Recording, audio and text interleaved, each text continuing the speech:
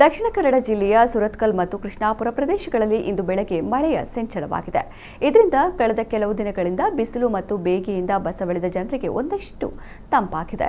ಇದು ಬೆಳಗಿನಿಂದಲೇ ಜಿಲ್ಲೆಯಾದ್ಯಂತ ಮೋಡ ಕವಿದ ವಾತಾವರಣ ಇದ್ದು, ಹವಾಮಾನ ಇಲಾಖೆಯು ಕೂಡ ಜಿಲ್ಲೆಯ ಕೆಲವು ಭಾಗಗಳಲ್ಲಿ ಮಳೆಯಾಗುವ ಮುನ್ಸೂಚನೆಯನ್ನು ನೀಡಿತು. ಜನರು ಕೂಡ ಮಳೆ ಬರಲಿ ಎಂಬ ಆಶಾಭಾವನೆಯಿಂದ ಇದ್ದರು.